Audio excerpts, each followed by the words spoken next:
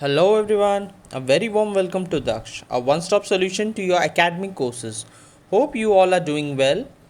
If you are new to my channel, do not forget to subscribe the channel and press the bell icon to get the notifications first. You are with Shubhendu and I will explain you the topics in such a manner that you will never forget the topics as I relate the topics with present situations and circumstances. So, without any further delay, let's begin. The topic that we are going to discuss today of economics is central problem of an economy. So, let us first discuss what are the problems in an economy. Okay, देखिए economy में जो problem है वो है choice making का। जो हमारे पास जो मेन जो चॉइसेस होता है, रिसोर्स जो हमारा होता है वो लिमिटेड होता है। रिसोर्सेज, जब मैं रिसोर्स की बात करता हूँ उसमें आपका आता है लैंड, लेबर, कैपिटल, एंटरप्रेन्योर। ठीक है, लैंड हमारे पास अबंडेंट में नहीं है, एक लैंड हमारे पास लिमिटेड है। लेबर जो है वो भी लिमिटेड है। आप किसी चीज़ के लिए लेबर को पूरे जो 100% लेबर आपके पास जो वर्किंग लेबर है वो आप किसी एक चीज़ में यूज़ नहीं कर सकते हो। आप उसको बाइफोकेट करते हो कि कुछ चीज़ मुझे अगर आप मान लो कि मुझे फार्मिंग करना है और यहाँ पर एक कंस्ट्रक्शन के लिए भी कंस्ट्रक्शन भी करना है बिल्डिंग का, तो आप पूरा 100% जो लेबर है उसको आप बिल्डिंग कंस्ट्रक्शन में नहीं लगा सकते हो। आपको खाना भी चाहिए, आपको फूड ग्रेन्स भी ग्रो करना है, तो आप कुछ लेबर फूड ग्रेन्स ग्रो करने के लिए भी यूज़ करोगे। सो बोलने का मतलब ये है कि जो रिसोर्सेज हमारे पास है, लैंड, लेबर, कैपिटल, एंटरप्रेन्योर, वो हमारे पास लिमिटेड है, जो कि उसी लिमिटेशन में ही रह के हम लोगों को अपने नीड्स को, डिज़ायर्स को ओवरऑल कंप्लीट करना है और फुलफ़िल करना है। Economic problem is the problem of choice, ये मैंने आपको बताया। और चॉइस किस चीज़ का, कि हमारे पास जो रिसोर्सेज है उनको हम कैसे हम यूज़ करेंगे। और चॉइस इन द सेंस हमारा जो नीड्स है वो अनलिमिटेड है। उन नीड्स में से हम लोगों को देखना है कि कौन सा जो नीड है वो ज़्यादा इम्पॉर्टेंट है और कौन सा नीड थोड़ा कम इम्पॉर्टेंट है। जो नीड ज़्यादा पीपल का जो डिमांड है उसको अगर फुलफ़िल करता है तो हम उस नीड के ऊपर ज़्यादा फोकस करते हैं। सो economic problem is the problem of choice. The problem of choice has to be faced by every economy of the world, whether developed or developing. So ये जो चॉइस मेकिंग का जो प्रॉब्लम है वो सारे इकोनॉमी का सेम प्रॉब्लम है, चाहे वो डेवलप्ड हो, चाहे वो इंडिया हो, चाहे वो यूएस हो। Human beings have wants which are unlimited. Human being जो है उनका जो वॉन्ट्स है वो अनलिमिटेड है। आज अगर मुझे आइसक्रीम खानी है, मैंने आइसक्रीम खा लिया, तो उसके बाद मेरा जो नीड होगा वो एक बर्गर का होगा। जब मैंने बर्गर भी खा लिया तो मुझे हो सकता है मुझे पिज़्ज़ा खाना हो। सो मेरे जो नीड्स है वो एक ख़त्म होते हैं तो दूसरे सामने आ जाते हैं। अगर ये तो मैंने खाने को लेके एक एग्जांपल दिया। सपोज़ करिए आपके पास एक घर है, आज आपने घर परचेज़ कर लिया है, उसके बाद आपको लगेगा यार ये घर छोटा हो रहा है, चलो डुप्लेक्स खरीद लेते हैं। आज एक आप उसके बाद आपने डुप्लेक्स खरीद लिया तो आपको लगेगा यार सब कुछ तो है, एक कार नहीं है, तो आपने एक कार खरीद ली। सो मेरा बोलने का मतलब ये है कि आपके जो नीड्स हैं वो कब एंडलेस है, वो आप सेटिस्फाई नहीं कर सकते हो अपने नीड्स को। तो एक जो जब जैसे आपका एक नीड ख़त्म होता है दूसरा नीड आपके सामने आ जाता है। सो ह्यूमन बीइंग का जो नीड है वो अनलिमिटेड होता है। When these wants get satisfied, new wants creep up. Human wants multiply at a faster rate. The economic resources to satisfy these unlimited wants are limited. So ये जो हमारा जो नीड्स है ये बहुत जल्दी मल्टीप्लाई करता है, बहुत जल्दी क्रीप अप करता है, ठीक है। बट जो इन चीज़ों को जो बनाता है, जो रिसोर्सेज इनके पीछे लगती हैं इन मटेरियल्स को बनाने के लिए, वो बहुत ही सीमित है, बहुत ही लिमिटेड है। और जो ये चीज़ जैसे अगर मिनरल्स अगर ले लो, अगर एक कार बनाने में स्टील की रिक्वायरमेंट होती है या एलुमिनियम की रिक्वायरमेंट होती है, तो ये जो एलुमिनियम है ये अबंडेंस में नहीं है, ये बहुत ही स्केर्स है और इसको रिप्लेनिश होने में ईयर्स लग जाता है। सो हमारा जो नीड्स है वो अनलिमिटेड है, जबकि ये जो रिसोर्सेज जो रिक्वायर्ड होती है इन नीड्स को फुलफ़िल करने के लिए वो बहुत ही लिमिटेड है। Resources are not only scarce but they also have alternative uses. देखिए, जैसे मैंने आपको एग्जांपल में बताया कि लैंड लेबर कैपिटल में सपोज़ करिए मैं अगर लेबर को ले लेता हूँ, तो लेबर मेरे को अगर फार्मिंग भी करना है और अगर कंस्ट्रक्शन भी करना है एक बिल्डिंग का, तो अगर मेरे पास 100 लेबर्स हैं, तो मैं 100 लेबर्स का एक जगह यूज़ नहीं हो सकता है, उसका ऑल्टरनेटिव यूज़ भी है। या तो मैं उसे बिल्डिंग में लगाऊं या तो मैं फार्मिंग में लगाऊं। बिल्डिंग में अगर अगर मुझे दोनों ही काम करवाने हैं तो मैं 50-50 करूं या 40-50 करूं, वो मतलब ये चीज़ है कि जो रिसोर्सेज हैं उनका ऑल्टरनेटिव यूज़ भी है। आप सिर्फ एक चीज़ में 100% अपने रिसोर्सेज को नहीं लगा सकते हो। All this necessities a choice between which good और सर्विसेज टू प्रोड्यूस फर्स्ट। सो जैसे हमने देखा कि हम लोग जो लेबर है, या तो हम लोग उसको बिल्डिंग कंस्ट्रक्शन में या फार्मिंग में, ये हमारे ऊपर डिपेंड करता है कि हमारे लिए कौन सा इम्पॉर्टेंट है। या construction of a building important है या growing crop is more important. So हम लोग उस वे में अपने जो रिसोर्सेज हैं उनको हम यूटिलाइज करेंगे और देखेंगे कि हमारा नीड्स किस चीज़ में जल्दी सेटिस्फाई हो जाता है। अब इस स्लाइड में देखते हैं कि वो प्रॉब्लम्स क्या क्या हैं इकोनॉमी में जिनसे कि हम लोग को चॉइस, इकोनॉमी में एक चॉइस लेना पड़ता है कि हमें कौन सा प्रोड्यूस करना है और कौन सा हमें छोड़ना है। ठीक है, तो इसमें तीन कॉजेज़ हैं जो कि इकोनॉमी में प्रॉब्लम क्रिएट करते हैं। सबसे पहले है अनलिमिटेड ह्यूमन वांट्स।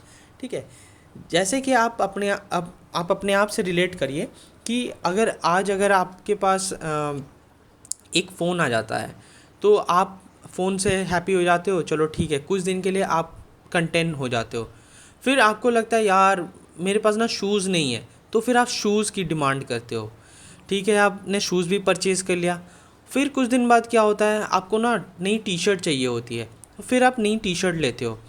मतलब बेसिकली क्या होता है कि आपके जो वांट्स है वो अनलिमिटेड है। ठीक है, एक के बाद एक वो क्रीप होते रहते हैं जो कि अनलिमिटेड हैं। ठीक है, दूसरा हमारा जो प्रॉब्लम है वो है लिमिटेड इकोनॉमिक रिसोर्सेज। ठीक है, जो रिसोर्सेज है इन बॉन्ड्स को फुलफ़िल करने के लिए वो हमारे पास स्केर्स है। अगर आपको शर्ट्स चाहिए तो उसके लिए हमें कॉटन चाहिए, कॉटन हमारे पास अबंडेंट में नहीं है, कॉटन को प्रोड्यूस करना पड़ता है। ठीक है, ये हो गया। अगर आप कार, अगर मोबाइल, ये सब चीज़ों की बात करोगे तो इनके लिए हमें मेटल्स की ज़रूरत होती है, मेटल भी लिमिटेड रिसोर्सेज हैं। ठीक है, तो बोलने का मतलब ये है कि जो हमारे इकोनॉमिक रिसोर्सेज हैं वो भी लिमिटेड है, जो कि फुलफ़िल नहीं कर पाते हैं हमारे अनलिमिटेड ह्यूमन वांट्स को। और लास्ट है ऑल्टरनेटिव यूज़ ऑफ रिसोर्सेज। जो ये रिसोर्स है हमारे पास, इनका ऑल्टरनेटिव यूज़ भी है। आप जो आयरन है, आयरन को आप बिल्डिंग के स्ट्रक्चर में भी यूज़ करते हो, या तो आप उस मेटल को आप कार बनाने में भी यूज़ करते हो। सो ये आपके ऊपर डिपेंड करता है कि आप उस रिसोर्सेस को कहाँ यूज़ करते हो, किस चीज़ का डिमांड ज़्यादा है, तो आप उस जगह पे उस आयरन का यूज़ करोगे।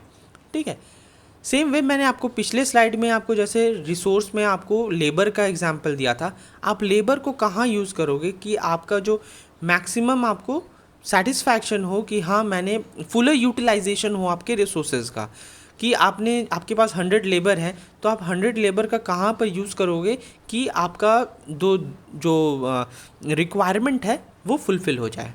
क्योंकि आप वो जो लेबर है वो 100 से 150 नहीं कर सकते हो कि आप दोनों ही चीज़ को फुलफ़िल करो और दोनों ही चीज़ को आप ग्रो करो। रैदर आप एक चीज़ को अवॉइड करोगे और एक चीज़ में ज़्यादा फोकस करोगे।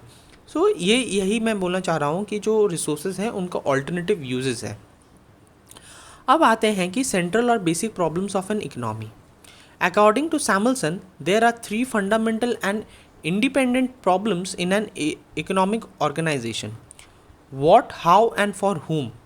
ठीक है, what to produce, how to produce, for whom to produce. These are the groups under allocation of resources. Allocation of resources means how much of each resources is developed to produce goods or services. देखिए, हमारे जो central problem है वो 3 है basically, what to produce, how to produce, for whom to produce. मतलब हम लोग किसके लिए प्रोड्यूस करेंगे, कैसे प्रोड्यूस करेंगे और क्यों प्रोड्यूस करेंगे, क्या चीज़ हम प्रोड्यूस करना चाहते हैं। ठीक है। तो ये हमारे एलोकेशन ऑफ रिसोर्सेज से रिलेटेड है कि हम अपने रिसोर्सेज का कैसे हम लोग यूज़ करेंगे ताकि ये 3 जो प्रॉब्लम है, हमारे सेंट्रल प्रॉब्लम्स हैं, उनको ये फुलफ़िल कर सके और ये कैटर कर सके। Now let us study the central problem of economy in detail. First, what goods to produce and how much to produce. देखिए, सबसे पहला जो प्रॉब्लम है प्रोडक्शन का, कि हमें कौन से गुड्स को प्रोड्यूस करना है और कितनी क्वांटिटी में उसे प्रोड्यूस करना है। कौन सी चीज़ प्रोड्यूस करना है, ये बेसिकली डिपेंड करता है हमारे डिमांड पे, कि जिस चीज़ का ज़्यादा डिमांड है हम उस चीज़ को प्रोड्यूस करेंगे। बट हमें ये भी देखना है कि हमारा जो रिसोर्सेज है वो स्केर्स है। कौन से चीज़ हमारे लिए ज़्यादा इम्पॉर्टेंट है। इन एन इकोनॉमी हम सब चीज़ को इक्वल प्रोड्यूस नहीं कर सकते हैं, क्योंकि हमारे पास जो रिसोर्सेज हैं वो लिमिटेड है। सो हमें कुछ चीज़ सैक्रिफाइस करना होगा और उस चीज़ को और किसी चीज़ को कंपनसेट करना होगा। हैंस हम लोगों को एक बैलेंस बना के चलना पड़ता है कि कौन सी चीज़ को प्रोड्यूस करना है और किस चीज़ को हमें सैक्रिफाइस करना है। Due to our limited resources, every economy has to decide what goods to produce and in what quantity. An economy has to make a choice of what are important for the economy as a whole. So, एक economy के लिए जो सबसे ज़्यादा important है, हम उन चीज़ों को प्रोड्यूस करने की कोशिश करते हैं। For example, if the economy decides to produce more cloth, it has to bound to reduce the production of food. देखिए, अगर एक इकोनॉमी को क्लोथ्स की ज़्यादा रिक्वायरमेंट है तो वो क्या करेगी, फूड का प्रोडक्शन को कम करेगी। क्यों? क्योंकि एक फूड को प्रोड्यूस करने में जो लेबर का यूज़ होता है, हम लोग उन लेबर को क्लोथ मैन्युफैक्चर करने में लगा देंगे। जो हमारे पास रिसोर्स हैं, ह्यूमन बींग का रिसोर्स है, हम उस रिसोर्स को मैनिपुलेट कर रहे हैं ताकि किसी और चीज़ की प्रोडक्शन को इंक्रीज़ किया जाए। ठीक है। How to produce, it is the question of choice of technique of production. ठीक है, ये है कि हम लोग किस टेक्निक को यूज़ करेंगे प्रोड्यूस करने में। हमारे पास 2 टेक्निक्स होती हैं, एक होता है लेबर इंटेंसिव और एक होता है हमारा कैपिटल इंटेंसिव। लेबर इंटेंसिव का मतलब होता है कि जहाँ पर हम लोग ह्यूमन बींग्स का यूज़ ज़्यादा करेंगे किसी चीज़ को प्रोड्यूस करने में। और कैपिटल इंटेंसिव का मतलब होता है ऐसी टेक्निक जहाँ पर इंस्ट्रूमेंट्स, मशीन्स का यूज़ ज़्यादा होगा प्रोडक्शन करने में। इकोनॉमी लाइक इंडिया, वहाँ पर मतलब जो लेबर है वो बहुत चीपली अवेलेबल है और अबंडेंस में अवेलेबल है। इसीलिए हम लोग जो टेक्निक यूज़ करेंगे वो है लेबर इंटेंसिव। आप देखोगे यूएस में जो कार मैन्युफैक्चर होता है वो ऑटोमेटेड प्रोसेस यूज़ होता है। पूरा जो प्रोसेस होता है वो मशीन्स के द्वारा परफॉर्म किया जाता है, जबकि इंडिया में क्या होता है, ह्यूमन बींग्स का यूज़ होता है और ह्यूमंस चीज़ों को एक साथ एक यूनिट की तरह उसे बनाती है। जो कार का मैन्युफैक्चरिंग होता है वो बेसिकली ज़्यादा ह्यूमंस का इंटरफेरेंस फार मोर होता है यूएस के कंपैरिजन में, क्योंकि इंडिया में जो लेबर है वो चीप है और यूएस में जो लेबर है वो कॉस्टली है। So the last central problem of an economy is for whom to produce, किसके लिए हमें प्रोड्यूस करना है। Goods and services are produce in the economy for those who have the ability to buy them. मतलब हम जो goods and services को produce कर रहे हैं या बना रहे हैं, वो हम उन लोगों के लिए बना रहे हैं जिनके पास वो कैपेसिटी है उन सामान को परचेज़ करने की। द एबिलिटी और कैपेसिटी और purchasing power of a person depends on his income. और ये एबिलिटी कहाँ से आती है, ये आपके इनकम से आती है। जितने ज़्यादा आपकी इनकम होगी उतना ज़्यादा ही आप प्रीमियम प्रोडक्ट्स परचेज़ करोगे, उतना ज़्यादा आपका कंजम्पशन बढ़ता है, उतना ज़्यादा आप क्वालिटी सामान परचेज़ करते हो। More income means more capacity to buy. जैसा कि मैंने बोला था, जितना भी जैसा आपका इनकम बढ़ते जाता है या इनकम आपका ज़्यादा होगा तो आपका capacity to buy, capacity to consume imported goods या क्वालिटी गुड्स इंक्रीजेस। ठीक है, यहाँ पर आप एग्जांपल देखो कि जैसे चिप्स का पैकेट है। ठीक है, चिप्स के वेरिएंट आते हैं 5 रुपीज़, 10 रुपीज़ एंड 20 रुपीज़ का। तो हो सकता है जो 20 रुपीज़, अगर आप सिर्फ 20 रुपीज़ का वेरिएंट अगर बनाओ, मैन्युफैक्चर करो, जो lower section of the economy है, जो ज़्यादा अर्न नहीं करती है, तो वो उस 20 रुपीज़ को अफोर्ड नहीं कर पाएगी। इसलिए कंपनी ने क्या किया, उसे सब डिवाइड कर दिया 5 एंड 10 में।